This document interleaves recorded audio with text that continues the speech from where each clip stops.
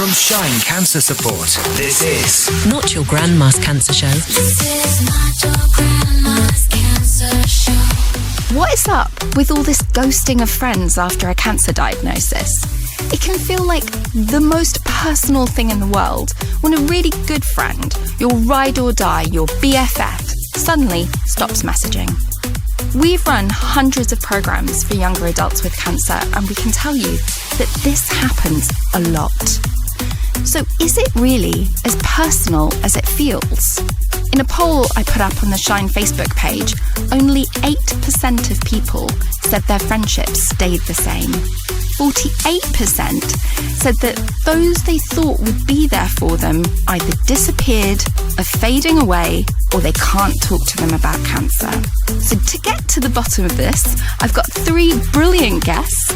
Will believed his mates when they said they were going to be his best support and was shocked when instead they disappeared. We also had Jenny, a therapist, who will shed some light on some ways we can begin to process and approach this loss. So we'll start with a story from Becca about her best friend. This is not your grandma's cancer show. Not Your Grandma's Cancer Show with Tatum DeRock. Right, Becca, can you tell me how old you were and what was going on in your life when you were diagnosed? So I was diagnosed in the end of August 2021, so I was 25. At the time, I was a corporate lawyer. I was living with my best friend, and I was actually newly dating the man who is now my husband. We started dating in the June, and then I got diagnosed with cancer at the end of August.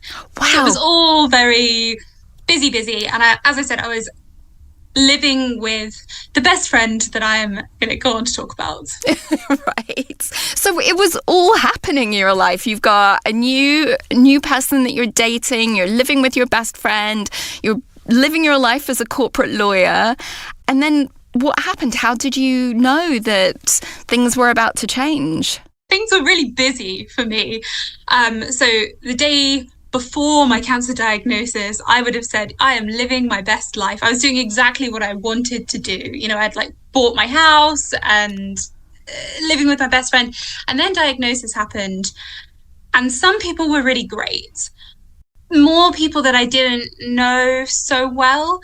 And my best friend for a little bit was really, really good. He was really engaged with the process, and he had kind of loads of questions about it, and he wanted to be supportive, and he was really good at checking in. The problem with that, I think I've realized now, is that that's not necessarily what I needed at the time. So when you're newly diagnosed with cancer, for some people, and for me specifically, a lot happens really quickly. Yeah. So I was diagnosed and it was stage 4. So it was very much quick. We've got to get everything done now, get into treatment. Oh, by the way, your body's going to look really different. You're going to feel really different. Everything in your life is going to be really different. So I gave up work and I had to be in this weird newly dating thing where suddenly that was really serious, or was I going to end it, or who knows what's going to happen there.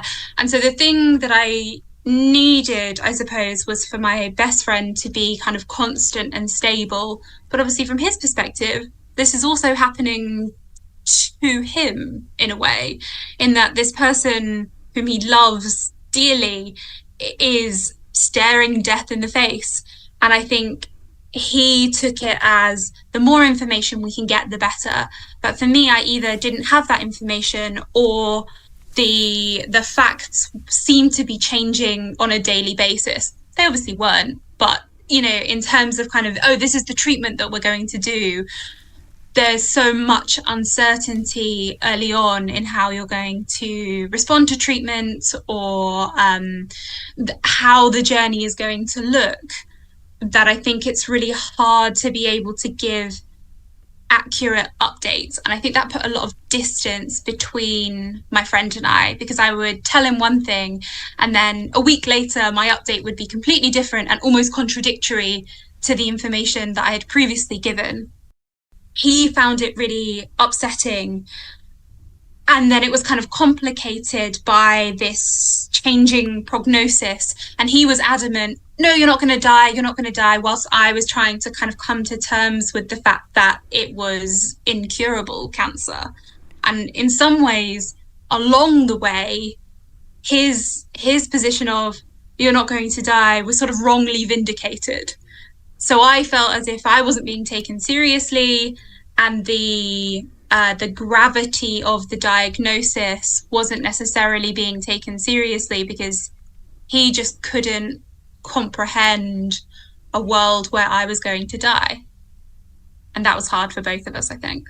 Yeah. Oh, I mean, what you've said in there about this happening to you and you're thrust into this new world, this new language of uncertainty, this new depth of medical uncertainty. And to some degree, it's such a fast learning curve when you're first in it and you're like, what do you mean everything's changing? And then suddenly you're like, oh, everything's constantly changing. But the people that are not going to every appointment, that aren't thrust into that world, that are just hearing it from the outside, are so confused. Yeah, they're left in the dark almost. And it's not out of a lack of respect for the person or for what their friendship means. It is just because, well, there's a lot of information to take on when you're particularly in the early stages of diagnosis and treatment. I think things are a bit more stable now, but I would say that our friendship hasn't really recovered. Neither of us have managed that transition very well. We're not able to give the other person what they need.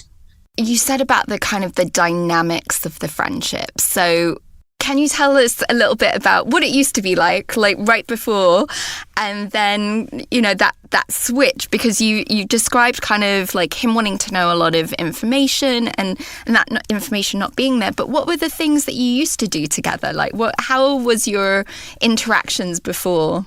So he went to the boys' school opposite my girls' school. We grew up together, essentially. I considered his family to be my family. You know, we would do Christmas together, things like that. We would travel together. We lived together. Our lives were, I'd say, running parallel. They weren't intertwined, but they were parallel. We knew that wherever we were going, it would be in the same direction. We would gain new branches to the trees, but that they would still remain in parallel with each other. That didn't happen. And maybe this is a normal part of friendships and the way that friendships change. But I suspect that because cancer is an exacerbator of everything, it's this kind of pressure that's on you where everything feels bigger and scarier and more loving is required. And I always say that you need to feed a friendship. So you need to have both people that are going to be contributing, not necessarily always equally, but both people need to be giving to that friendship. And unfortunately, when you have cancer, your ability to give to the friendship and what you need to take changes a lot. Yeah. You can give less and you need to take a lot more, and it comes with a necessary degree of selfishness that I don't think is wrong. It's just that is what has to happen in order for you to get through the horrible things that are happening to you. And I don't look at my friend now and say, you were a bad guy or I was a bad guy. I think it was just really unfortunate circumstances that neither of us had the skills to manage appropriately. And honestly, neither of us had the kind of time to process it properly, or the distance from it. So when was the first time that you realised that your friendship was really in trouble? How did that look? When things were looking like I was going to die, and I was discussing with the man who is now my husband, and actually was then, we got married in a bit of a rush. I was discussing what we wanted that to look like. And for the first time, I had some uncertainty about whether my friend would come, whether he would be there. for kind of the final stage of life. I had this uncertainty of, well, he probably has other things going on. And I hear it now when I say it out loud, and part of it sounds ridiculous of, well, I'm dying. You only do that once. Although in my case, it turns out I'm sort of doing it multiple times. But the plan was to only do it once. Surely he can drop any plans. But I think along the way, he distanced himself, maybe as a coping mechanism, you know, to kind of make me less of a focal point in his life, and therefore to protect his own well-being a little bit more. Or maybe it was just one of those things that happens, and I genuinely did become less important as I became more sort of self-involved in my own cancer journey.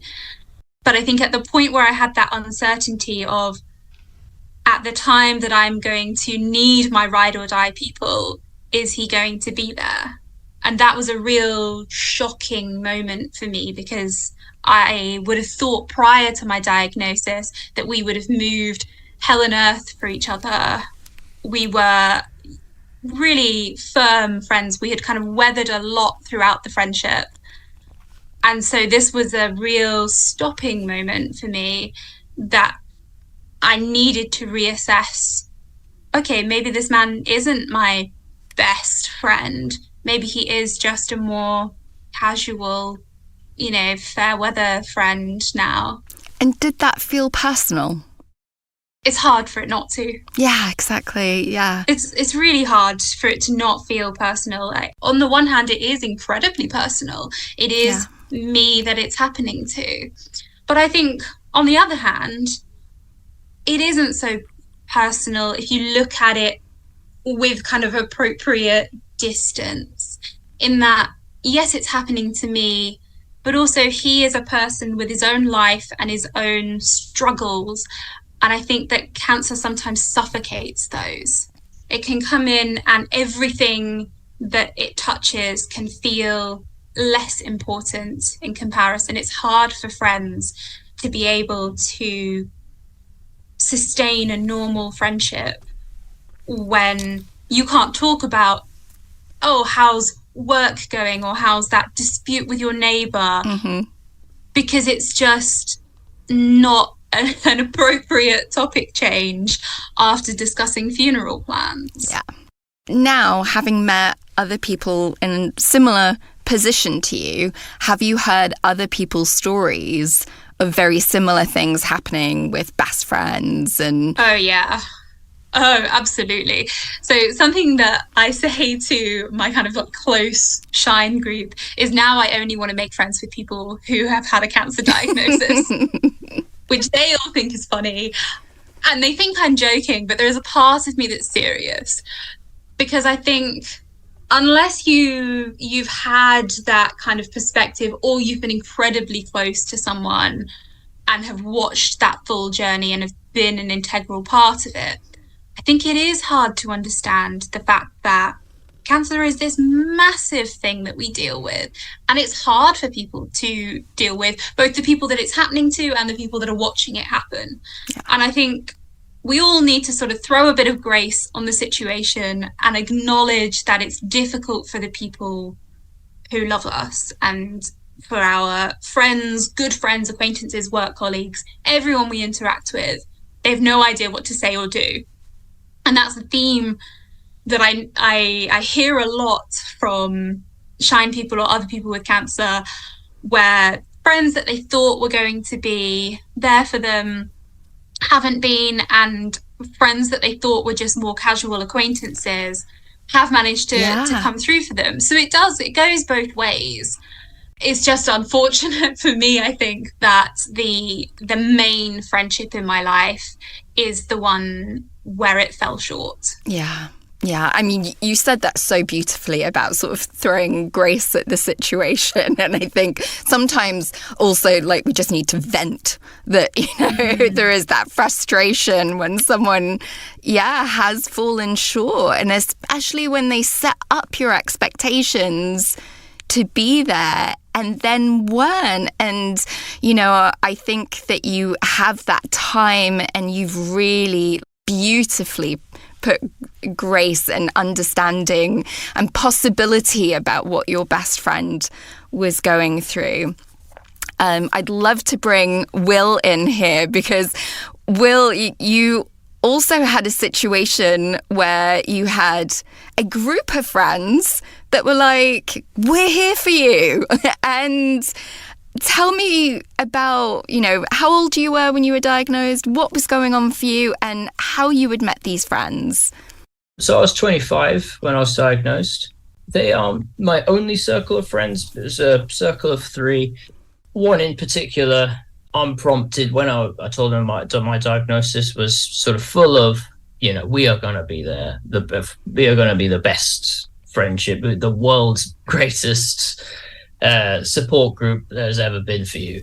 And isn't that what you want to hear? Amazing words, amazing sentiments. I wasn't really thinking that much about it at the first time. I was so sort of shell-shocked by the diagnosis, and I was very single-minded on focusing on survival. But if you had asked me, I definitely have quite naively, it turns out, assumed that the diagnosis would strengthen my relationships with people across the board. So I had a kind of Hollywood idea of how that would play out. Yeah, tell me a bit more about that. I'd been particularly close with this particular friend, so I wouldn't have hesitated to assume he'd be there for me in a big way. At first, I was sort of patient with them because people are busy, and I know that. But as over time, and it became clear what was happening in terms of them just drifting off and never being there, I did become quite angry because I thought that basically having been diagnosed with a terminal illness at 25, really the least I could expect was some genuine support from my closest friends. Yeah. And I did get that from other friends, I should say. There were several friends who were there for me in a really big way. I never saw it coming that several of them would actually sort of slowly, in slow motion, dump me as a friend. How did you interpret that at the time? I just thought it was selfishness, really. And so that's why I was angry. I just thought, now you've got no time for me because I'm not sort of someone that is of as much value to you. And that's, all this ever was. Just you saying that, it just hits that feeling of kind of a decrease in value that's come along because you're facing your mortality, because you're in the middle of treatment. Can you tell me a bit about the treatment that you were doing? For me, it was the standard high-grade brain tumor therapy, which is a combination of radiotherapy to the brain and chemotherapy. So you were going through all that, and at the same time having friends just not text you back. Not just not text me back. I'd see it on social media, them going and hanging out, having parties to which I never got an invite, kind of thing. It was like, well, thanks for that. Yeah. Just because I've got cancer doesn't mean I wouldn't have at least appreciated the invitation. And I think it's the way you said about the kind of the Hollywood idea. I think most of us come to cancer at this age without a huge amount of knowledge and backstory, and now kind of having heard so many stories from people, I know that a huge majority will have someone sort of ghost them. But when you come into it initially, you do have that Hollywood thing of maybe they're going to love you more. Maybe you're going to get more invites. Maybe they're going to, really step up. And that, slow kind of oh, that's not going anywhere near the way I thought that was going to go. For you, Will, when did that kind of feeling about social circles, about dating, culminate in you thinking, okay, I want to do something a bit different, having kind of more feelings of frustration around it? There wasn't a particular moment in time. That just went on for years. Did it come to a point where you spoke to somebody about it? There was a certain point where I became so frustrated that I reached out to a different charity. They happened to mention Shine, and that was how I was put onto Shine in the first place. And you came along to a Shine picnic. How was that? Yes, sometime later, because there was a bit of an interruption caused by COVID of about 2 years. But sometime later, I came along to, I think it was the first London meetup after the pandemic in person.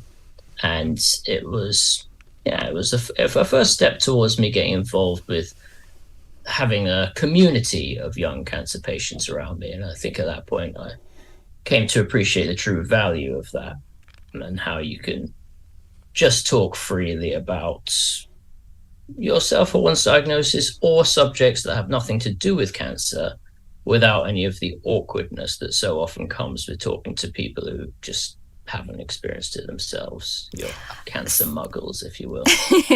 So what I'm hearing in there is that, kind of going back to Becca's thing about if someone's having a dispute with a neighbour or their tomato plants aren't growing in the way that they wanted, or, those normal ups and downs, that date didn't go so well the night before.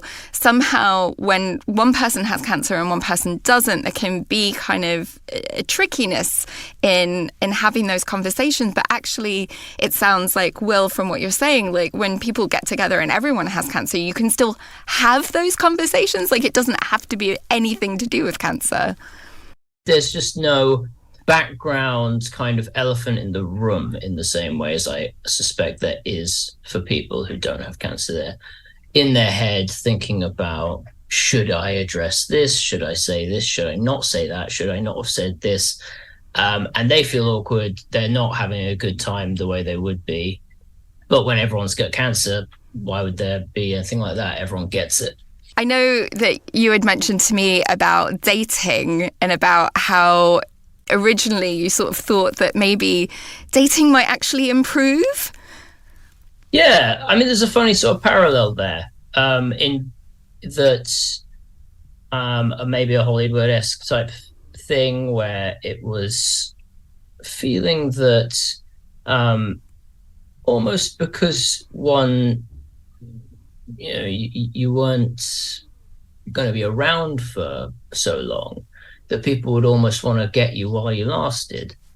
And yes, just completely the opposite, really.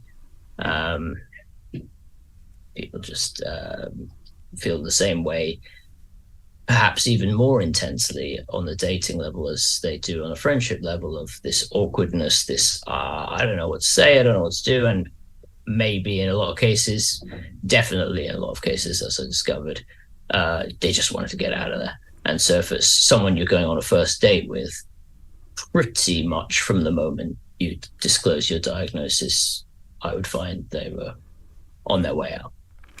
And is that something that comes up in conversation when you're at Shine? Like, are those conversations around dating get discussed too?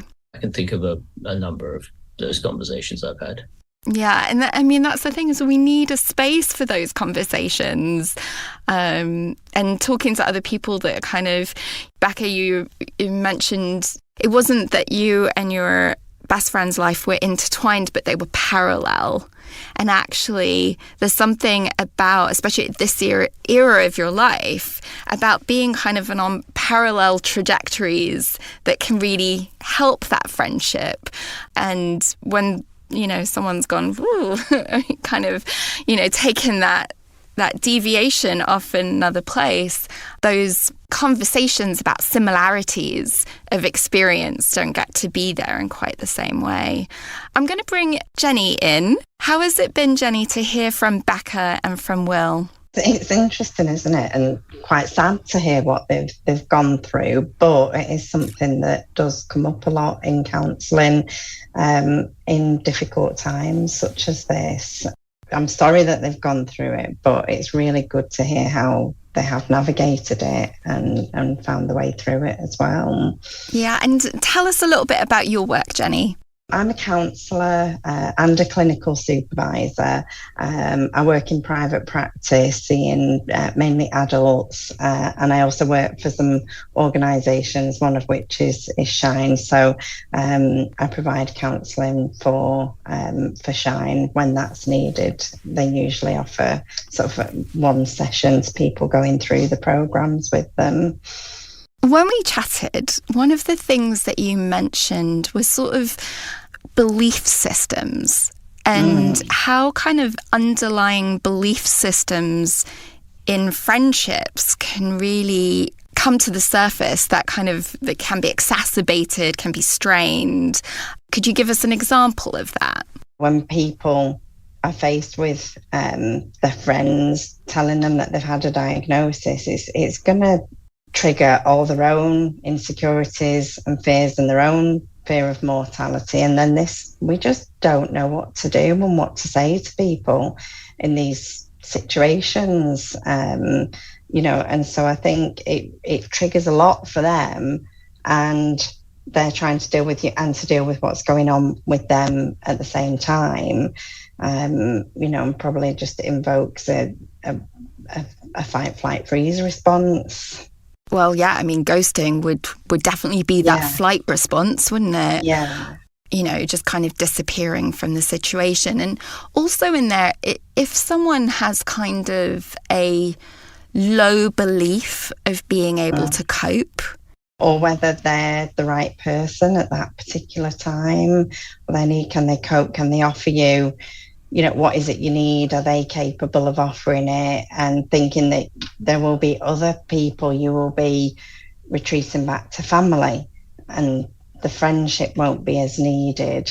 So that will be those kind of things that will be going on for them, but stuck in the middle of no communication. They're not knowing what to say. And people like Becca and Will going through an extremely difficult time, and it's hard for you to know what to say at that moment in time. No one's prepared anyone to think about what you need from your friends. So maybe that's something that's missing when you get all the information. It's also sort of how to communicate and talk to those around you, and be able to just say to your friends, I still want you to be my friend. I don't need you. I don't want you can't fix anything. I don't want you to take any pressure on. I don't want you to be in fear of saying the wrong thing.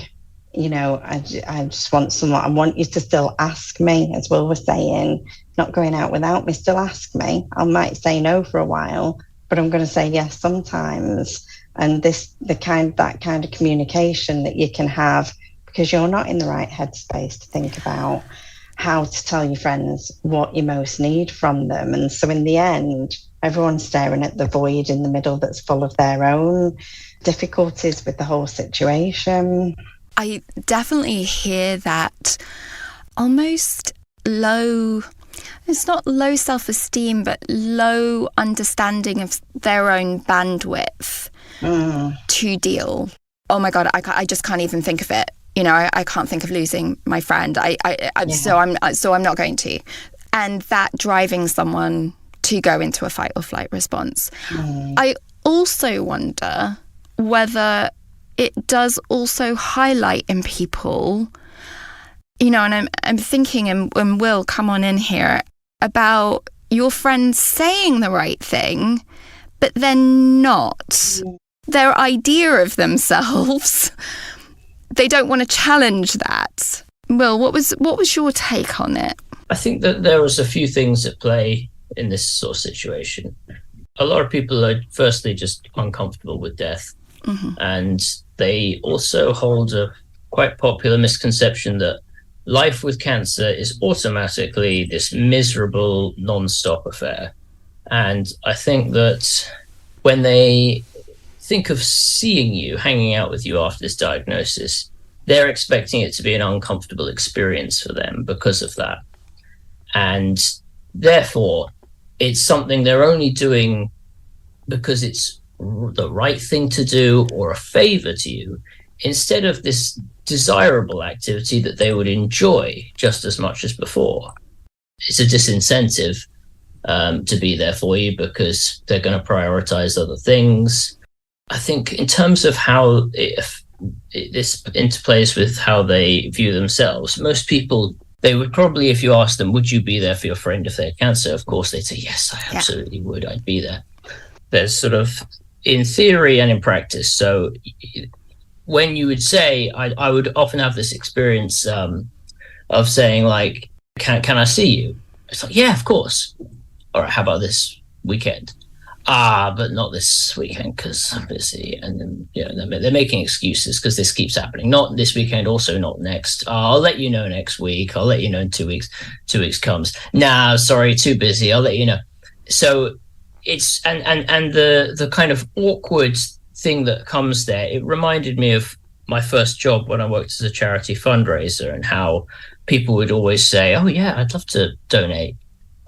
Just not now though. Could you call me on this number later and I'll let you know then. And if you did, it would be like, oh no, sorry, not now, but I will later. And they continue to insist that they would, even as they were saying, no, I won't, kick the can down the road. And so I think that was to sort of satisfy this self-image of like, I am the person who donates to charity, or I'm the person who will be there for my friend.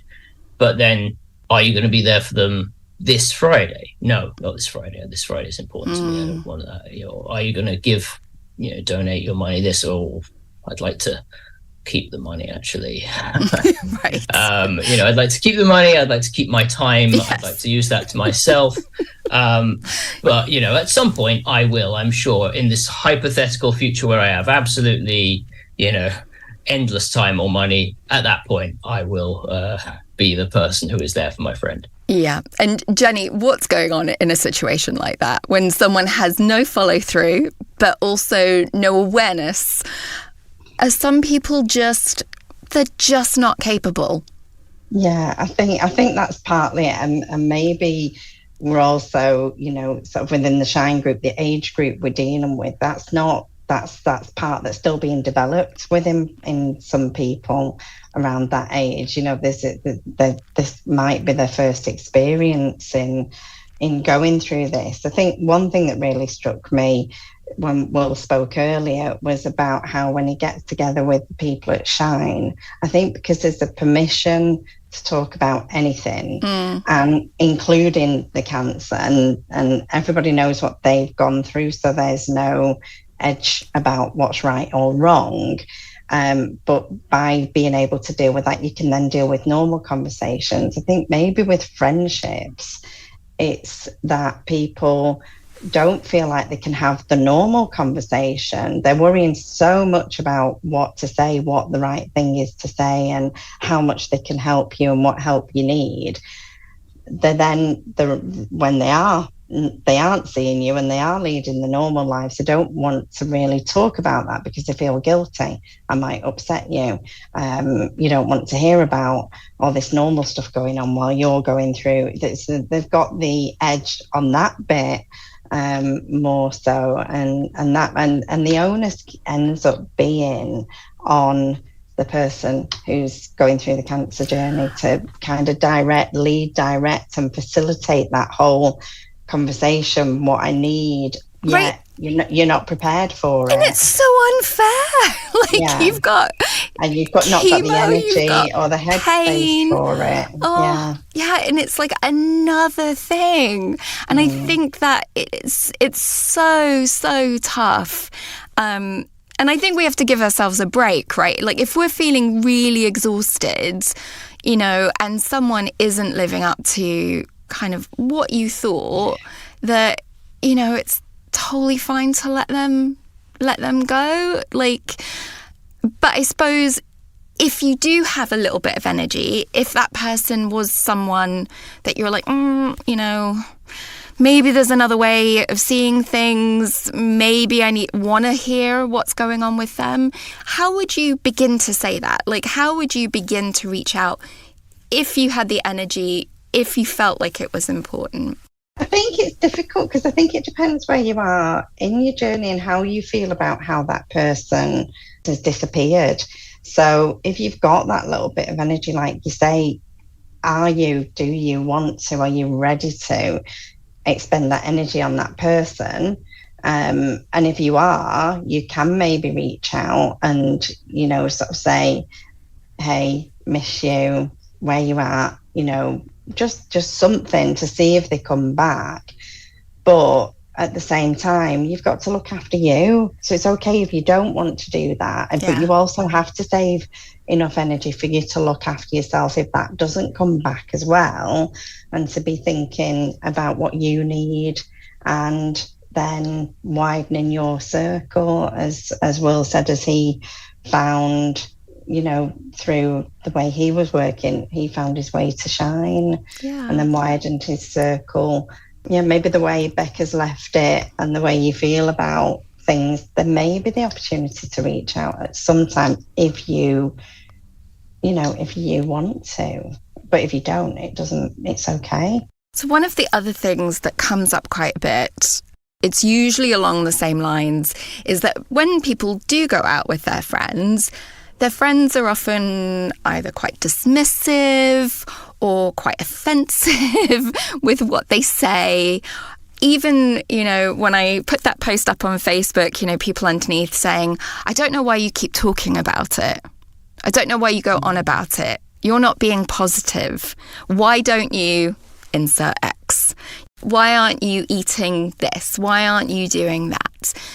What should we have in a back pocket for that kind of situation? Because, really, this is so unfair, and we might be already upset and already angry, right? And then someone says something like that. Should we prepare for it? Should we have something in the back pocket? What would you recommend, Jenny? I think it's useful to have a few things that you want to say, but the most important thing is self-preservation. Is that, this, we talked about energy, so responding to this takes up some energy. And, you don't have to be the advocate, the campaigner for cancer to people who are not listening properly anyway. So most of the time, it's maybe about having statements that you feel okay to share. You can share in your way that can allow you to move on from it, or hopefully for them to them to move on in the conversation. It's also okay to take an exit if you suddenly, I'm sorry, there's someone there, I need to go, or I need to visit the ladies, or, but to be something that I appreciate you trying to help, even though you might not actually mean that, a statement, that's a really good start with something, that's not really helping me right now, or it's not really relevant to what I'm going through, or even I'm not sure how to respond to that. Or that's really interesting. The current research doesn't support it, or I'm sticking with my medical journey and advice because anything else, that moves away from that can cause huge problems. But thank you. And because if you start to argue, they're going to argue probably more. So it's a way, I think, to have a few ideas in your mind as to how can I kind of close that one down quickly, because they're probably not going to listen to me anyway. If it's someone really close, then maybe you can have a deeper conversation, or you can kind of say, again, I appreciate it, but that line of conversation isn't helping me right now, and I would really be really helpful if we stop talking about it, because it's just not helping me right now. And hope that Brené Brown describes a really lovely way of communicating, which is about that thank you, sort of what the thing is, but here's, that's my limit, here's my border, here's my boundary. So that's a kind of nice little framework to have in mind, but it's how you deliver it, it's what you feel comfortable with. But again, it's one of those really unfair situations where the onus is on the person who's, going through the toughest time right now. Yeah, and it there's no way of getting away from that unfairness. But you've said that so calmly, when I think most of us just internally want to just scream, and kind of why are we not understood? Especially that might be the time for the exit at that point, depending on where you are. I mean, if you want to be the advocate, that's a choice as well, isn't it? I think it's just important to know that you don't have to be. And but you can become passionate about something that you're going through, and that's okay as well. Yeah. I wanted to ask Becca and Will, what has been the biggest impact for you finding friends at Shine who really understand? I think feeling like I'm not a freak for the experiences that I am having. I think as a young person with cancer, there's already so much about you that's unusual, and you can feel like you are the only person in the world who is having this experience. And therefore, of course, all of my friends have left me, or whatever it is. Of course, no one believes me that this journey is hard. And then you find Shine, or you find whoever your group is, and suddenly it's like a weight is lifted because you are not alone anymore. And I heard people saying that before I kind of got involved properly with Shine. And I was like, nah, it's nonsense. I'm never going to feel like that, because I felt so isolated. And then you experience it, and it is mind-blowing and life-changing in a way that I don't think is me being dramatic. I love hearing that, because I heard from you before. You were like, nah, I'm not sure this is for me. And then at the end, seeing, and you've gone around the country visiting all your new friends that you met online, which is incredible. I can't get enough of them. I went from thinking, I'm never going to gel with these people. The only thing we have in common is cancer. But it turns out that isn't the only thing you have in common, but that is an important thing to have in common, is having some of that journey being validated in a way. Yeah. Oh, thanks, Becca. And Will, what would you say has been the biggest impact for you, having Shine friends? It's nice in a way that it kind of helps with the original issue, insofar as both losing those friends creates a hole in your social circle, but it also might affect your confidence in being able to fill that hole. And with Shine, it's the opposite. You fill that gap with new friends who are great, wonderful people, always seems to be, and gives you a sense of confidence about making new friends as well. And I think even that sense of confidence helps with those original lost friends or people who may be kind of on the borderline, because now you're not going to be kind of needy about them. You're not going to be kind of, come see me. And in fact, what may happen is they may see you having a great time and remember, oh yes, he is still that person. I can still have fun. This is still someone I want to be around. Yeah. Thank you to all of you. This has been such an amazing conversation on a really difficult topic. And it's come up, like I said, again and again in group after group. And the relief that I see in people's faces when they realise they're not alone with this. And so for you listening, if this is something that has happened to you, and listening to this podcast has made you realise you're not alone with it, please write us a review, subscribe, because every time you do that, it actually helps other people find this podcast. And we don't want anyone out there thinking that they're alone. And we want everyone to be able to find Shine. We're on all the socials. You can go to the website, shinecancersupport.org. There's loads of different ways to connect. And by listening to this podcast, you're already part part of the community. And in October, we've got like a big cancer conference. It's online, it's in person. There's going to be so many different events going on. There's so much fun, so much laughter. You can talk about anything you want. And it's a really great way to meet people. So thank you to Great and Brilliant Radio Facilities for sponsoring our podcast, and to Jenny, Becca and Will for being such great guests, and to all of you listening. Till next time, bye. This is not your grandma's cancer show. Not your grandma's cancer show.